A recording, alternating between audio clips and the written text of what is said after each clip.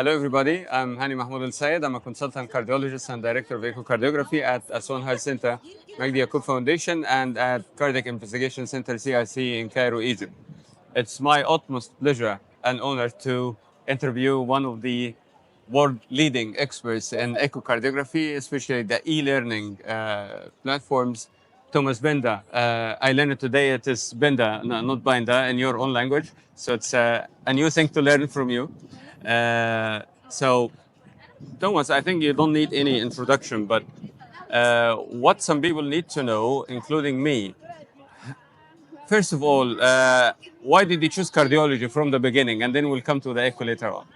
Well, actually, the decision to do cardiology came from an experience I had as a medical student. Okay. I had the pleasure to witness an open heart surgery. Oh. And this was for me such an amazing experience to see the beating heart I that I see. said, okay, I will go into cardiology. I also had a second option. I saw a twin sex cesarean section. So I also thought of maybe going I into see. gynecology, but then I said, no, cardiology is for me. That's our luck, actually, Yes. that you didn't go to I'm glad I chose OB-GYN. this.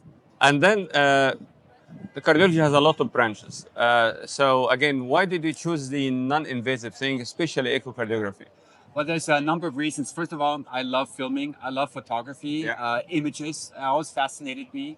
And I remember the very first time I saw echocardiography, I was fascinated. Okay. It was M mode I actually saw Oh, wow. during my So medical you were studies. fascinated by M mode. Yes, I said, well, what is the heart there? I see only lines. How can this be the heart? But then, of course, it was very difficult to get into the echo lab at our university. Yeah. But fortunately, I had the chance at some point, and I had a very good mentor, Helmut Baumgartner, Oh. who showed me a lot, and then I got hooked on it. I see. So it took your heart. It actually took my heart, yes. Excellent. Then the e-learning idea was not there at that time or was not that popular like these days. Today everybody is speaking about e-learning, but how did you get the idea? How the 1, 2, 3 sonography idea came? Well, as a matter of fact, you're completely right. At that time, there was no e-learning in the sense that we have it now. Yeah. The first courses started to appear, not in medicine, more in business. And video was not a medium that was used much on the internet then. Yeah. The starting point was that I started to collect so many cases, and I had this huge caseload, and I held so many lectures, and I said, I don't want to say the same thing all the time, so why don't I just tape it and record it? And so what I basically did was I bought myself a software to do a screen recording and a camera. The first webcams came out. Okay. And then I started talking, filming myself, sitting down, working on the computer. So I kind of filmed myself. I see. And then we said, we'll have to do it much more professional. Yeah. And we started using studios, and we started really using it in a sense so that we are producing, I would say, studio quality. Yeah. Yeah, and this is what we see nowadays, like very good quality filming, and that makes the knowledge more palatable and actually more attractive, because the way you introduce information is as important as how good the information is. So, of course, this journey was not without challenges or obstacles. Can you tell us 1 or 2 challenges that faced you during this journey?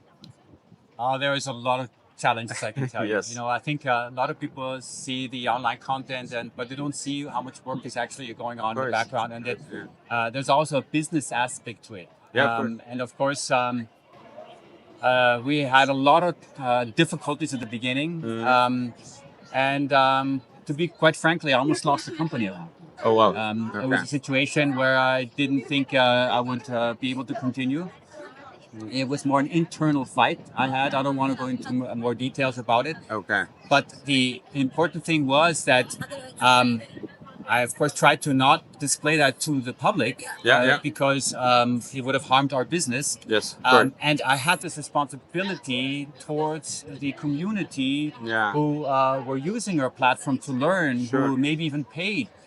So for me, that was a very, very difficult time, which I luckily mastered. But I can tell you it was on the brink of really going broke. I see. Now, of course, everything is fine. The company is of course. still around, and we are producing more content. As a matter of fact, even content in Arabic. Oh, So wow. we have Yeah. dubbing now. So the positive sides always overweight the negative sides, I would say. Excellent. That's really great, and you really inspired a lot of cardiologists.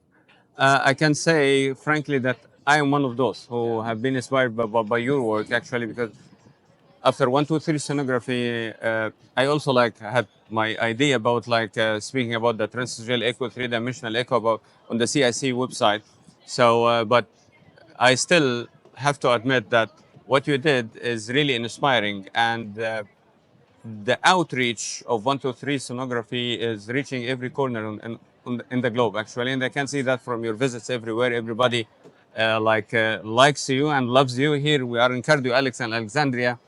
I think you cannot count how many photos was taken for you because people really like you. So it's really our pleasure to have you here, and my pleasure to do this interview with you. You are a symbol and idol for many cardiologists, and a lot of echocardiographers around the world owe you too much, actually.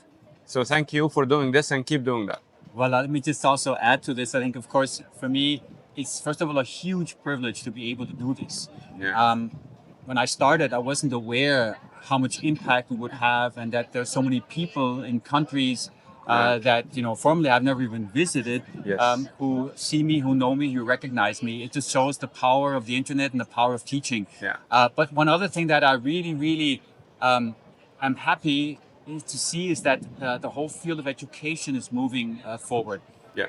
I think you were such a prime example of this because I see that there's a lot of people who are very smart out there, but there's not so many people who know how to transfer this knowledge into teaching. Yes. And I think this was a little bit our, reason for success, but I also see that it is your reason for success, and that this whole concept of being a good cardiologist doesn't mean you're a good teacher. Yeah. And the combination of both is, I think, what it really makes. And so I think you and there's a number of young people out there are probably the ones who are going to carry it further, and that's good.